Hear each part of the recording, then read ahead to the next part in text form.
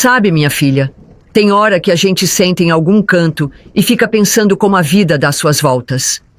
Hoje, com 74 anos nas costas, olho para trás e vejo que Deus escreve certo por linhas tortas mesmo. Mas deixa eu começar do começo, para você entender direito essa história toda. Era 1968. Eu tinha 17 anos e trabalhava de balconista na venda do Seu Juvenal. Foi lá que conheci o Tony, Antônio Santos. Ele parou para abastecer o caminhão, daqueles Mercedes vermelho que todo mundo achava o máximo na época. Entrou na venda para comprar cigarro Hollywood e uma Coca-Cola, que naquele tempo era luxo, viu? Tony era um homem bonito, Nossa Senhora. Alto, forte, com aquele bigodão bem aparado e um sorriso que conquistava qualquer uma. Falava manso, tinha um jeito educado, diferente dos rapazes daqui.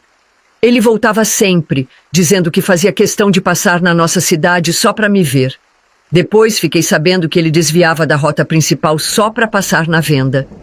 Meu pai, homem da roça, não gostava muito da ideia.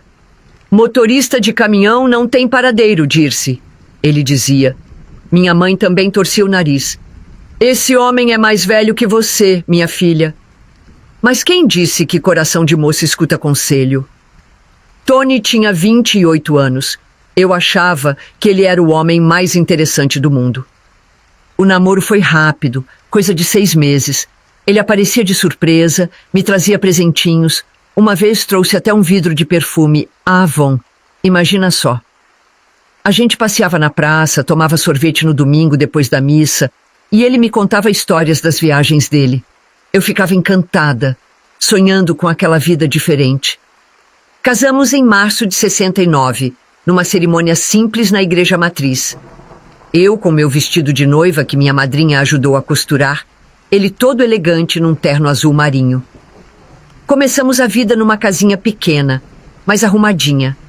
Tinha uma sala, 2 quartos, cozinha e um quintal onde eu plantava minhas verduras. Eu tinha muito orgulho da minha casa. Nos primeiros tempos, era difícil quando ele viajava. Ficava às vezes 15, 20 dias na estrada. Não tinha celular igual hoje, né? A gente combinava que ele ligava nas quartas-feiras, lá pelo meio-dia, no telefone do bar do seu Zé, que ficava na esquina. Eu ficava esperando, ansiosa, e quando tocava, o seu Zé gritava da porta: Dona Dirce, telefone pro C. Logo no primeiro ano de casada, nos anos 70, nasceu o nosso José Roberto. Parto difícil, viu? Mas quando puseram aquele menino nos meus braços, gordinho, com uma cabeleira preta igualzinha à do pai, esqueci de todo o sofrimento. Tony ficou todo bobo. Começou a fazer mais fretes para a região, só para poder ver o filho mais vezes. Depois que passou meu resguardo, Tony decidiu que era hora de apresentar o filho aos avós. Numa manhã de sábado, ele estacionou o caminhão vermelho na frente de casa. Vamos, Dirce. Hoje a gente vai para o norte do Paraná, ele anunciou com um sorriso largo. A viagem foi longa, mas cheia de emoção. José Roberto mamava e dormia o tempo inteiro. E eu? Ficava fascinada com a paisagem que passava pela janela. Era um conforto aquela cabine do caminhão, bem espaçosa. Depois de horas na estrada, chegamos na cidadezinha dos meus sogros. Que lugar mais bonito! As ruas de paralelepípedos, as casinhas coloridas. Paramos na frente de uma casa azul com cerca branca. E nem acreditei quando vi os pais do Tony correndo para fora. Meu filho! Gritou Dona Teresa, a mãe dele, chorando de emoção. Seu Antônio, o pai, tentava fazer cara de durão, mas estava emocionado também. Foi uma festa, viu? Dona Teresa não largava o netinho, chamando ele de pedacinho do céu. Seu Antônio ficava de longe, todo orgulhoso. Num instante, a casa encheu. Os irmãos do Tony, João, Mariquinha e Pedro, apareceram com as famílias deles. As crianças correndo pelo quintal, a gente conversando na varanda. Ah, e o cheiro de café fresco e bolo de cenoura, uma delícia. A Dona Teresa tinha feito um banquete, galinha caipira, feijão tropeiro, tutu à mineira, porco no tacho e uns doces que eu nunca tinha visto na vida. Eu não devia comer tanto, para não dar cólica no meu pequeno. Foi difícil me controlar, viu? De noite, sentados lá na área, o seu Antônio contou umas histórias da infância do Tony que nos fez rir demais. Eu fiquei muito feliz ali com aquela gente toda de quem eu ouvia falar tanto. O tempo passou e a Maria Aparecida veio em 73. Menina linda, mas chorona que só vendo. Tony estava viajando quando ela nasceu. Só conheceu a filha com 5 dias. Trouxe uma boneca Suzy de presente, daquelas caras que só tinha nas lojas da capital. Era assim, sabe? Ele tentava compensar a ausência com presentes. Em 76, completando nossa família, chegou o Mário Jorge. Tony queria muito outro menino, até escolheu o nome. Dizia que precisava de mais um homem para cuidar da casa, quando ele estava na estrada. Nessa época, as viagens dele já eram mais longas, pegava frete até para o norte do país. A vida não era fácil, viu? Criar 3 filhos sem o pai por perto não era fácil. Mas Deus me deu o dom da costura. Comecei fazendo reformas, depois vestidos para as moças da cidade, uniformes escolares. Tinha minha Singer que comprei à prestação. Todo mês Tony deixava o dinheiro certinho para pagar. Enquanto costurava, o José Roberto, que já era maiorzinho, olhava os irmãos para mim. Sabe, minha mãe, a dona Ruth, meu pai, seu Antenor e meus irmãos eram de casa. Mesmo que a gente não morava muito perto, sempre dava um jeito de nos visitar. Minha mãe adorava mimar os netos, sempre trazia um docinho caseiro. Eu lembro que via ela chegando lá em casa de longe, cheio de ramos nas mãos. Ela vinha caminhando e pegando ervas e chás pelo caminho, e quando chegava, já ia falando o que eu devia fazer, para que servia. Meu irmão mais velho, o Joaquim, era o xodó das crianças. Sempre tinha uma história engraçada para contar. E a minha irmã caçula, a Aparecida, era minha confidente. Com ela, eu desabafava tudo, as alegrias e as tristezas da vida de casada. Essas visitas eram um alívio para mim, sabe? Principalmente quando o Tony estava viajando. A casa ficava cheia de risos, conversas e aquele cheirinho do bolo de laranja que minha mãe sempre trazia. Tony era um pai carinhoso quando estava em casa. Trazia sempre novidades das viagens, um rádio novo, chocolates para os meninos e para mim.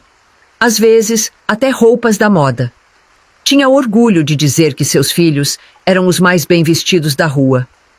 Mas sabe como é, né? Presente não substitui presença. Os domingos que ele estava em casa eram uma festa. Acordava cedo, ia na padaria buscar pão fresquinho, fazia questão de levar todo mundo na missa. Lá, a gente encontrava toda a minha família. Depois, era aquele almoço caprichado. Arroz, feijão, maionese, frango assado da padaria, com aquela farofa de ovo boa. As crianças adoravam quando ele contava as histórias das viagens, falava dos lugares diferentes que conhecia. A vizinhança sempre me ajudou muito. Dona Cida, que Deus a tenha, era como uma segunda mãe para os meus filhos.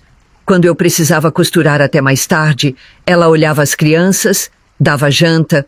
O seu Sebastião, da venda, me vendia fiado e anotava as compras para eu pagar quando o Tony voltasse com o dinheiro do frete. Mas tinha dias difíceis, viu? Quando alguma criança ficava doente, era um Deus nos acuda. Telefone só no orelhão da praça e às vezes passava dias sem conseguir falar com Tony. Uma vez, o Mário Jorge teve pneumonia, ficou internado 3 dias e o pai só ficou sabendo quando voltou. As crianças foram crescendo e o José Roberto começou a fazer perguntas. Mãe, por que o pai demora tanto nas viagens? Por que ele nunca está nos aniversários da gente? Eu defendia, dizia que era o trabalho dele, que graças a isso a gente tinha uma vida boa. Mal sabia eu que essas perguntas do meu filho mais velho eram só o começo de uma história que ia virar nossa vida de cabeça para baixo. Os anos 70 e 80 foram tempos bons. apesar das ausências do Tony. A gente tinha conseguido comprar uma casa maior, com 3 quartos e uma área nos fundos onde eu montei meu ateliê de costura. Tony sempre dizia que estava ganhando bem com os fretes. Todo mês deixava um dinheiro bom em casa e volta e meia aparecia com extras. Peguei uns fretes especiais, ele explicava. Lembro como se fosse hoje quando ele trouxe nossa primeira televisão colorida, uma Sharp 20 polegadas. Foi em 1980. Todo mundo da rua veio assistir a novela lá em casa. As crianças ficaram malucas quando viram o sítio do Pica-Pau Amarelo em cores. O Mário Jorge, pequeno ainda, ficava grudado na TV esperando o Bozo. No bairro, todo mundo admirava a nossa família. Dona Dirce tem sorte, diziam. Marido trabalhador, filhos educados, casa arrumada. Eu passava roupa ouvindo Roberto Carlos no rádio, fazia café para as vizinhas que vinham pedir meus moldes de costura e achava que tinha a vida perfeita. Ah, minha filha, o Tony era um homem cheio de surpresas, viu? Apesar das viagens longas, quando ele estava em casa, sabia como me fazer sentir especial. Nosso casamento tinha seus altos e baixos, mas a intimidade? Essa era sempre cheia de emoção. Lembro como se fosse ontem. Depois que as crianças dormiam, ele vinha com aquele olhar maroto e sussurrava. Vem cá, Dirce, vamos dar uma voltinha. Eu já sabia o que significava. A gente ia pé por pé até o quintal, onde o caminhão estava estacionado. Dentro daquela cabine, era como se o mundo lá fora não existisse. O Tony transformava aquele espaço num ninho de amor. Às vezes, a gente só ficava ali, abraçadinho, conversando sobre o futuro. Outras vezes, bem, você já imagina. O engraçado é que ele não gostava muito de fazer as coisas só dentro do quarto. Dizia que era muito sem graça. Sabe, minha filha, o Tony podia ter seus defeitos, mas sabia como manter a chama acesa. Às vezes, penso que talvez fosse essa paixão que me cegou por tanto tempo. Mas não me arrependo, não. Foram momentos preciosos que guardo na memória. Agora vou te contar. Tinha umas coisas estranhas, sabe? Coisinhas que na época eu não dava importância. Por exemplo, Tony nunca deixava a gente atender o telefone quando ele estava em casa. Sempre corria na frente. E tinha uns telefonemas que ele atendia e falava baixinho. Ou dizia que era engano. Uma vez, devia ser 85. Gente, quando eu falo datas, é só para você ter uma base. Porque de verdade, as datas que me lembro são apenas as datas de aniversário da família. E algumas que me marcaram profundamente como cicatriz. Bom, nessa época, eu achei um ticket de restaurante no bolso da calça dele, de uma cidade que ele disse que não tinha passado naquela viagem. Quando perguntei, ele ficou bravo, disse que eu estava procurando pelo enhovo. Acabei deixando para lá, tinha aprendido que homem não gosta de mulher ciumenta. O José Roberto, já mocinho, começou a ficar mais calado quando o pai estava em casa. Às vezes eu pegava ele olhando para o Tony com um jeito desconfiado. Maria Aparecida era a queridinha do pai. Só ela conseguia arrancar risada dele quando estava naqueles dias quietos.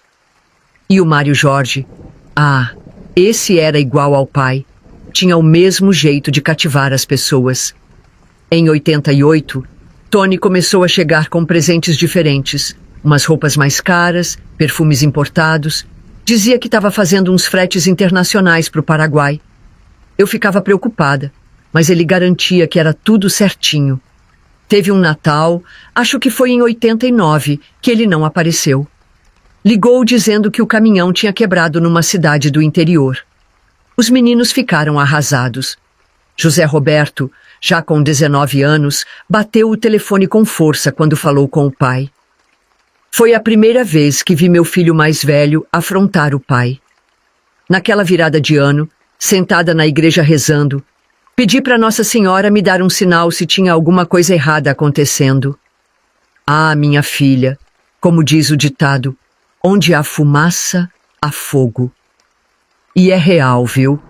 José Roberto, meu primogênito, tinha terminado o técnico em contabilidade e começou a trabalhar num escritório aqui da cidade. Rapaz esperto, Começou a prestar atenção nos gastos do pai, nas histórias das viagens, nas datas que não batiam.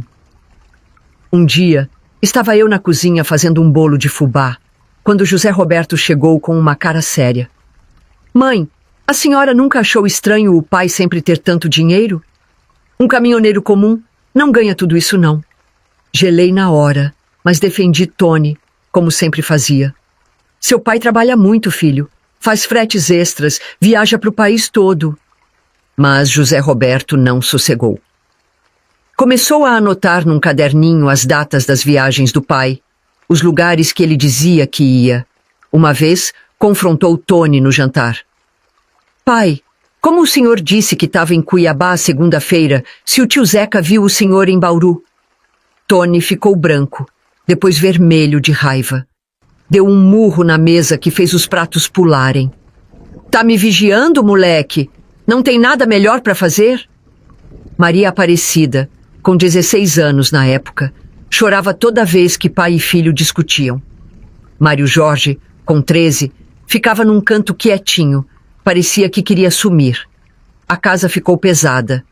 Tony começou a evitar ficar muito tempo em casa quando voltava das viagens. Foi quando José Roberto decidiu ir atrás do pai numa dessas viagens.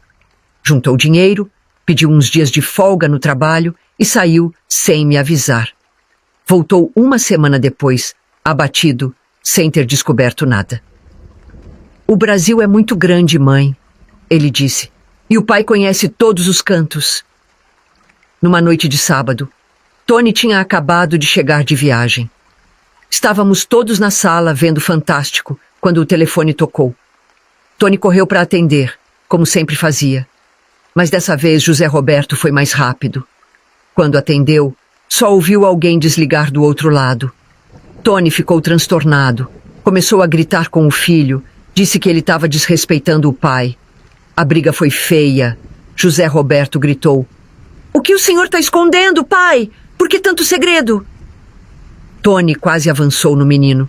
Tive que me meter no meio. Naquela noite, Tony saiu de casa.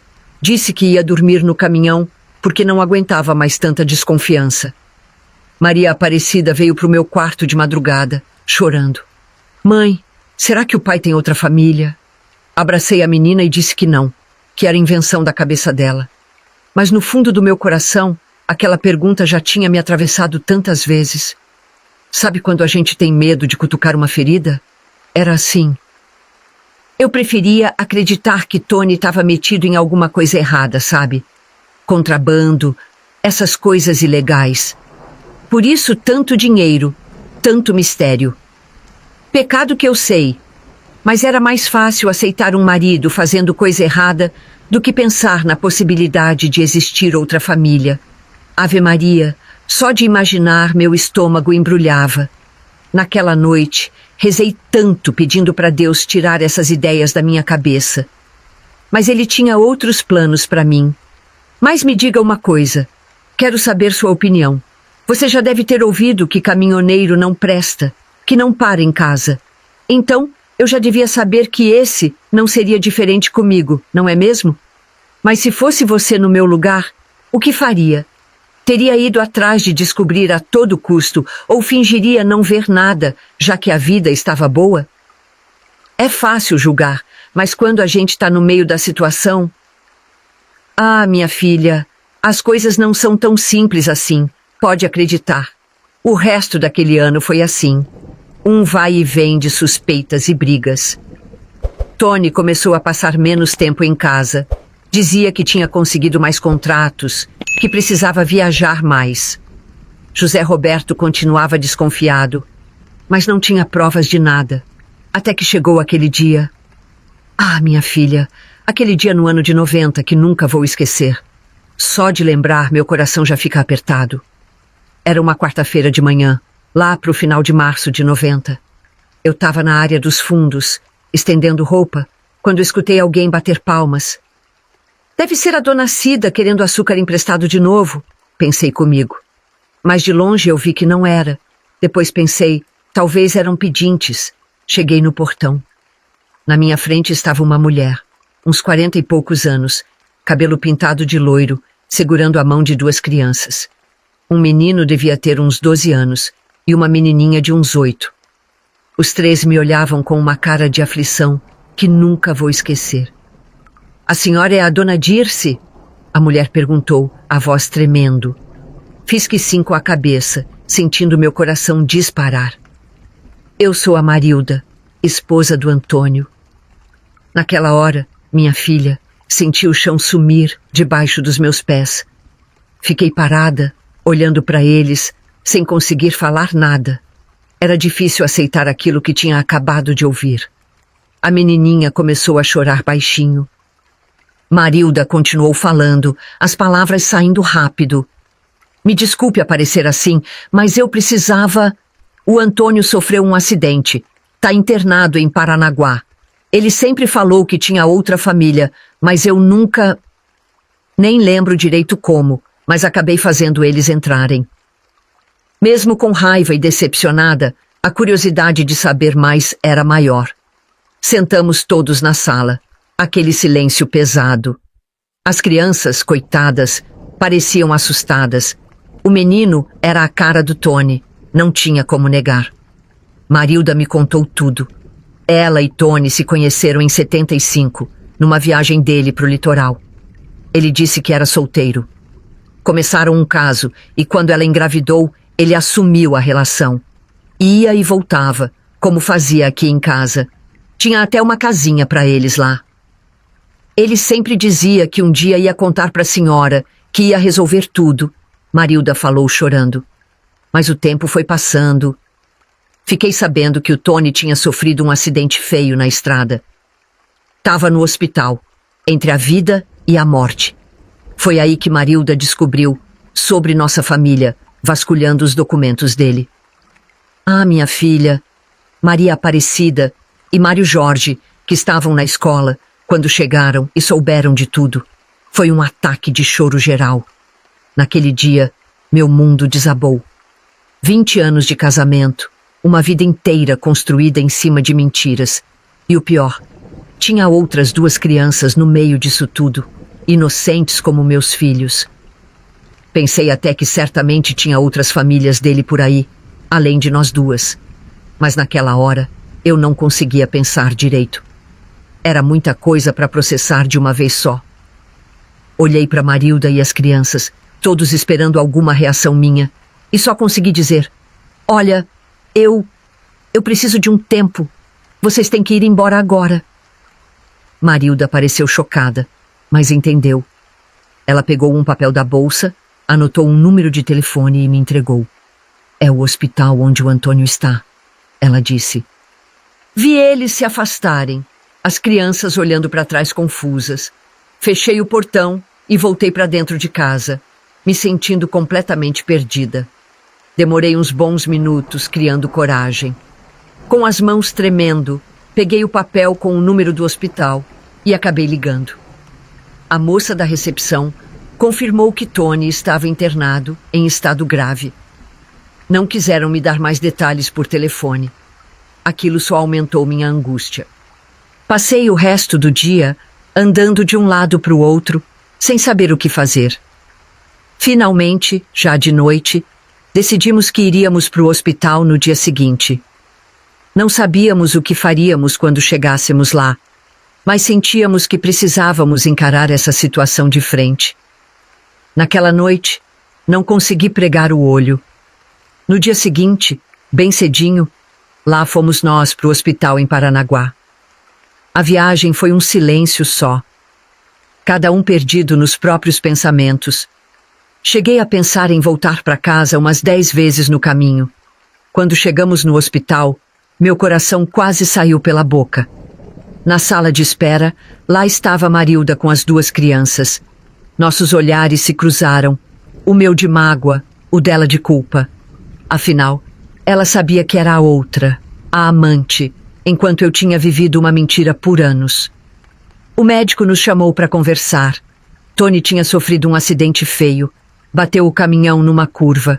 Estava em coma, situação bem delicada.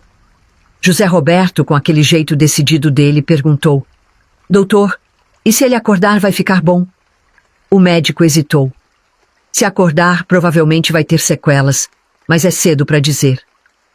Quando finalmente pude ver o Tony, meu estômago revirou. Lá estava ele, deitado naquela cama de hospital, cheio de tubos e aparelhos.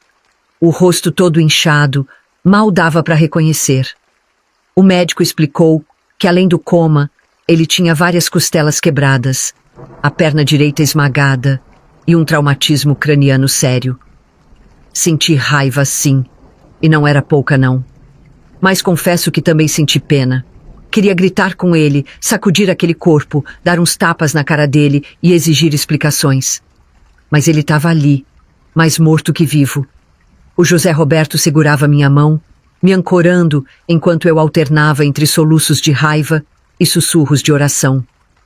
Meu Deus, eu pensava, dá uma chance para esse homem acordar. Não por ele, mas por mim, para que eu possa entender, para que eu possa ouvir da boca dele o porquê de tanta mentira, de tanto sofrimento. Era estranho, sabe? Eu queria que ele vivesse para poder dizer na cara dele o quanto eu o odiava naquele momento. A Marilda? Ah, essa ficava no corredor. Não deixei ela entrar no quarto, não. Que direito ela tinha? Era a amante, a destruidora de lares.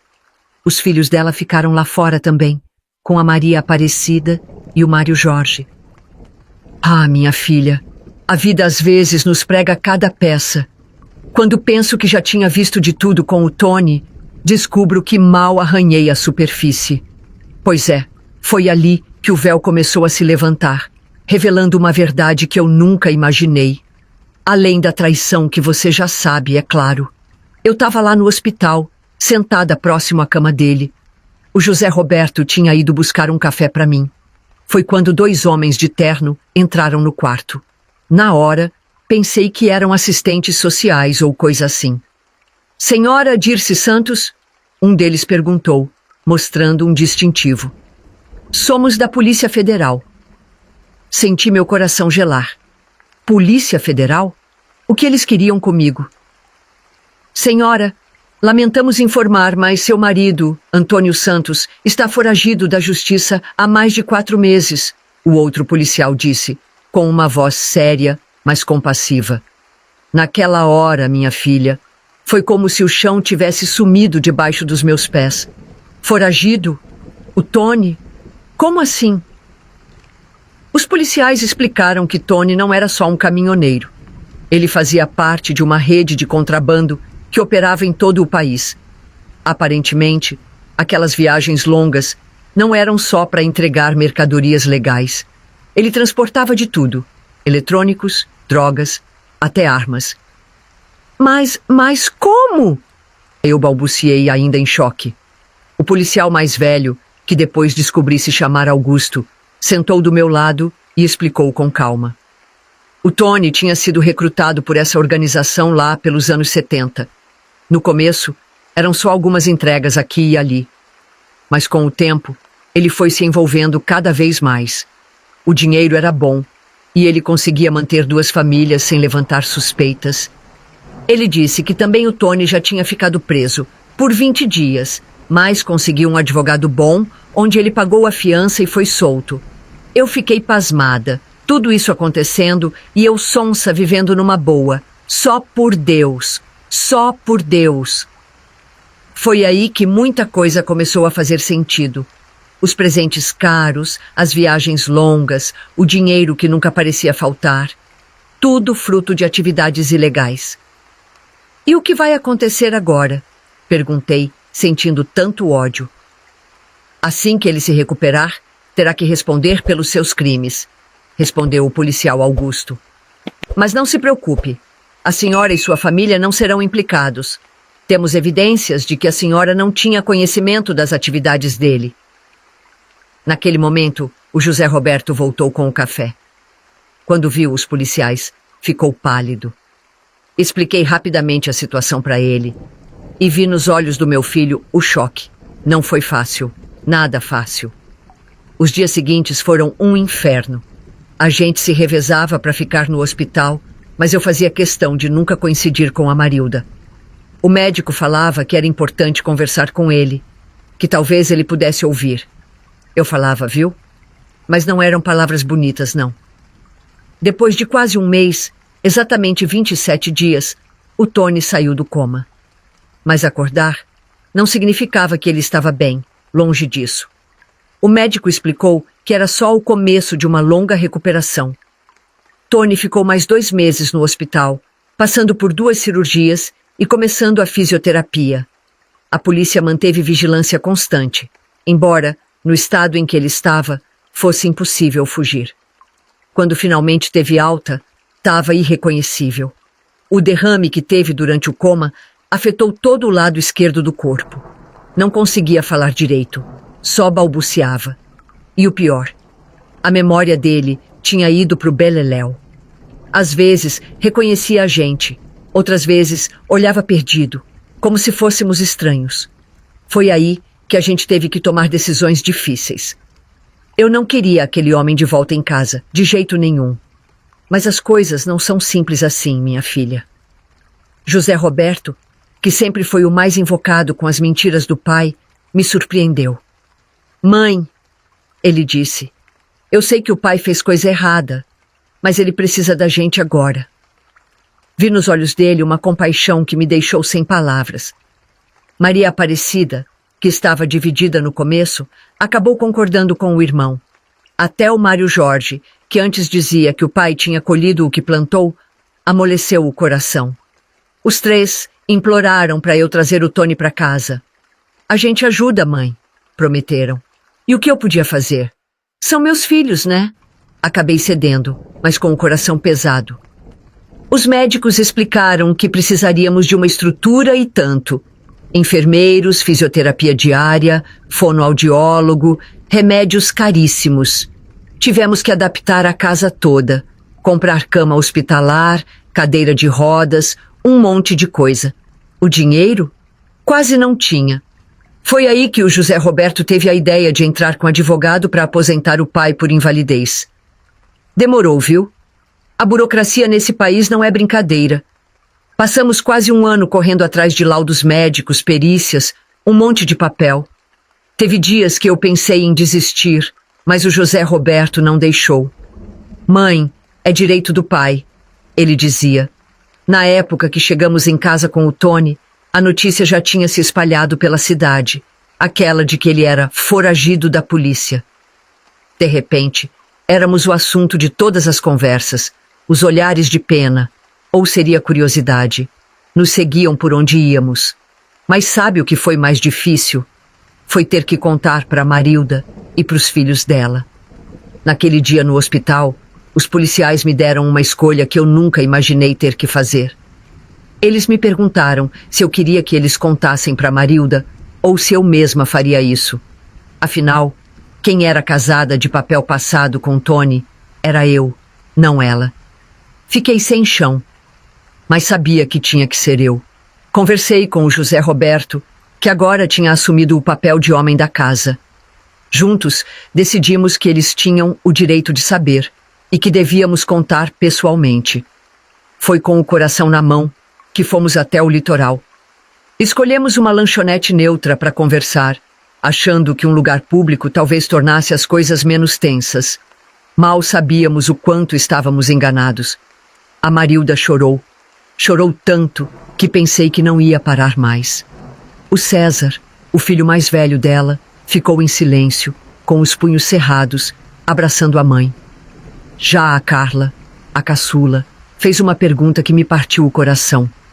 Tia Dirce, o papai é um homem mau, um bandido. Como explicar para uma criança que o pai dela não era nem totalmente bom, nem totalmente mau?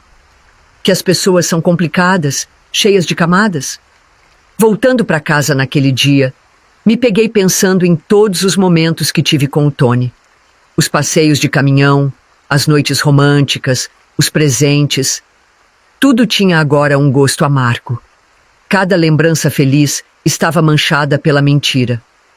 Finalmente, depois de tanta luta, conseguimos a aposentadoria. Não era muito, mas ajudava.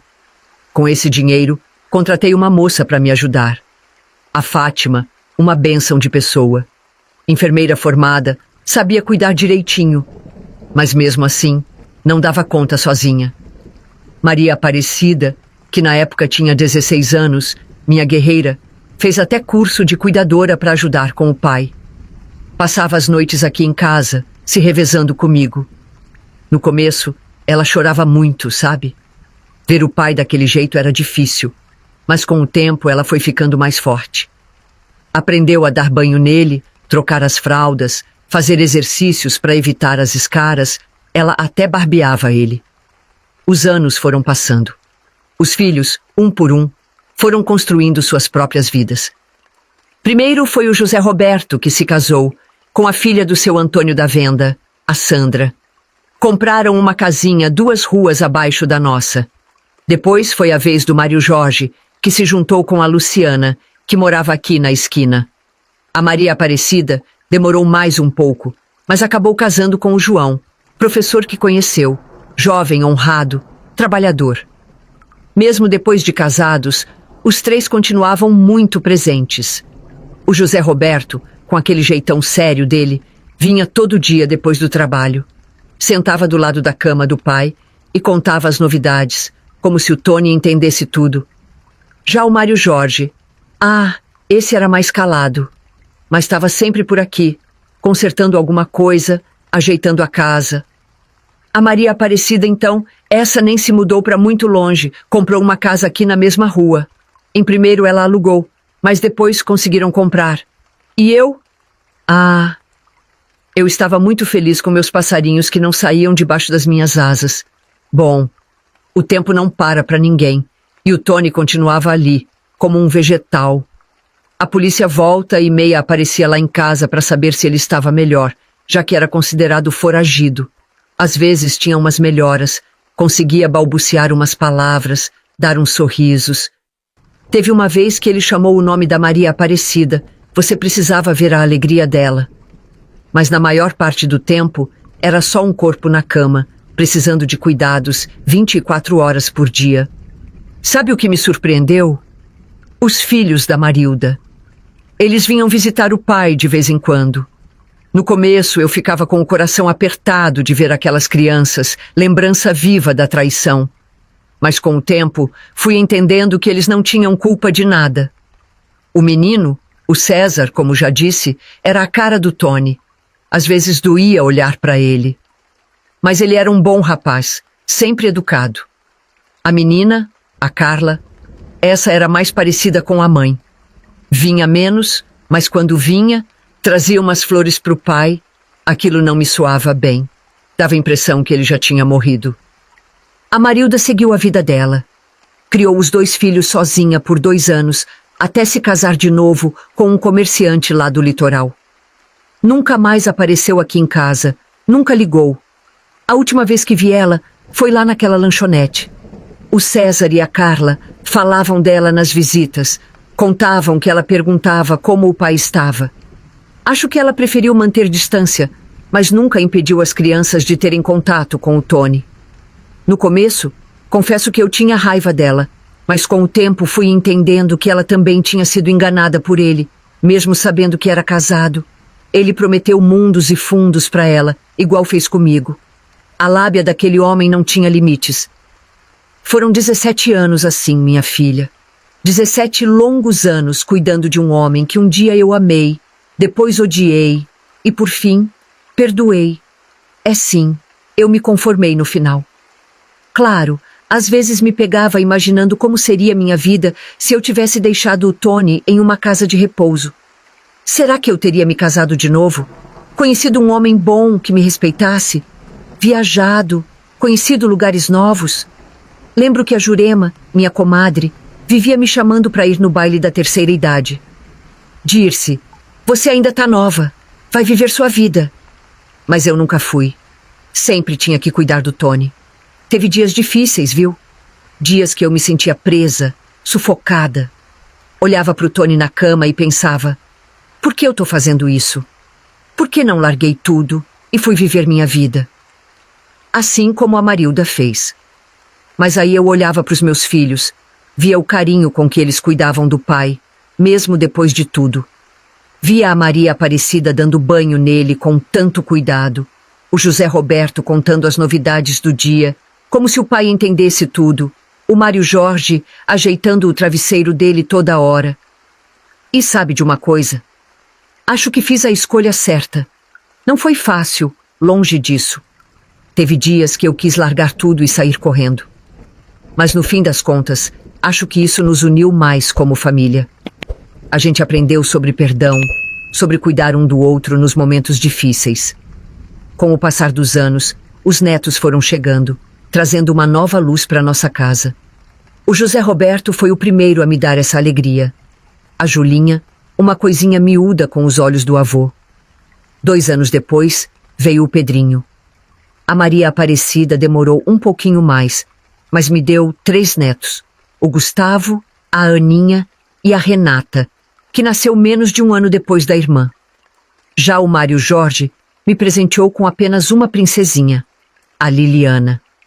Ver aquelas criancinhas correndo pela casa, brincando ao redor da cama do avô, era uma coisa que esquentava meu coração. O Tony, mesmo naquele estado, parecia se animar quando ouvia as risadas dos pequenos. Às vezes, eu pegava ele tentando sorrir quando um dos netos segurava sua mão ou dava um beijinho nele. Os netos cresceram conhecendo o avô naquela situação, mas isso não impediu que eles criassem um vínculo especial com ele. A Julinha, então, vivia inventando histórias para contar para o vovô Tony. O Pedrinho adorava mostrar os desenhos que fazia na escola. Foi bonito de ver como essas crianças trouxeram uma nova energia para nossa família. Elas não carregavam o peso da mágoa ou do ressentimento. Para elas, o vovô Tony era simplesmente o vovô que precisava de cuidados especiais, e elas o amavam incondicionalmente. O Tony se foi fazem 19 anos. Naquela manhã, acordei com um aperto no peito. Fui até o quarto dele, como fazia todos os dias, e encontrei ele ali, quietinho. Não estava respirando mais. Ele tinha 65 anos. Fiquei ali, parada na porta, sem saber o que fazer. De repente, as lágrimas vieram. Chorei como não chorava há anos. Era uma mistura de tristeza, alívio e uma sensação de vazio, que não sei explicar. Nesse dia eu lembro que a Julinha tinha posado comigo. Ela veio correndo e choramos juntas. No velório, foi um momento difícil, mas também de união. Era o fim de um capítulo longo e complicado da nossa vida. E sabe, aconteceu algo bem surpreendente nesta despedida do Tony. O seu Juvenal, dono da venda, onde eu trabalhava quando era moça, também apareceu. Inclusive foi lá onde eu conheci o Tony. Eles se conheciam de longa data. Então ele me chamou num canto e disse: Dona Dirce, preciso te contar uma coisa. Fiquei gelada quando ele me disse que sabia da situação do Tony há anos. Deixa eu te explicar direito. Ele sabia que meu marido mantinha 2 famílias. Ele sempre trabalhou duro, sabe, Dona Dirce? O seu Juvenal me disse. Quase caí para trás. O senhor sabia? Todo esse tempo? Sabia, ele me disse, parecendo envergonhado. Mas o Tony sempre dizia que amava as 2 igualmente. Nunca teve outras mulheres além de vocês 2. Disso eu tenho certeza. Ele vivia dizendo que um dia ia contar, resolver tudo. Eu, sinceramente, não acreditei, mas o seu Juvenal disse que sempre que ele aparecia lá na região, fazendo alguma entrega, sempre parava lá para desabafar, como se ele fosse um padre e o Tony tivesse se confessando. Sabe, minha filha, se você concorda comigo, escreva essa frase nos comentários. Deus não nos dá uma cruz maior do que podemos carregar. Às vezes, uma palavra de força pode ajudar alguém que está passando por momentos difíceis. No velório, vi toda a nossa história passar diante dos meus olhos. Os momentos bons, os ruins, as mentiras, o perdão. Vi nos olhos dos meus filhos a tristeza e gratidão. Gratidão por termos cuidado do pai até o fim, mesmo com tudo o que aconteceu. Hoje, olhando para trás, vejo que a vida é cheia de surpresas. A gente nunca sabe o que vem pela frente. Aquela situação terrível acabou me ensinando sobre força, sobre amor incondicional. Não foi a vida que eu planejei, longe disso. Mas foi a vida que eu vivi, com todos os altos e baixos. E sabe de uma coisa? Tô em paz. Tenho meus filhos, meus netos. A Julinha me deu 2 bisnetinhos já. Uma família unida apesar de tudo. E no fim, acho que é isso que importa. A gente passar por essa vida deixando algo bom pros que ficam. Ah, e antes que eu me esqueça, minha filha, o pessoal desse canal tão bonito fez um livrinho chamado 100 chás das avós para diversos males. Sabe, me lembra muito das receitas que minha mãe e minha avó me ensinaram. Tem chá para dor de barriga, para cansaço, para dor de cabeça. Tudo com ingredientes naturais que Deus colocou nesse mundo para nos ajudar. Eles me contaram que quando a gente compra, tá ajudando eles a continuar fazendo esse trabalho tão bonito de contar nossas histórias. Se você tiver interesse em conhecer, tem um link lá no primeiro comentário fixado. Quem sabe você não encontra ali aquele chazinho que sua avó fazia e você nunca descobriu a receita, né? Fique com Deus, você e sua família.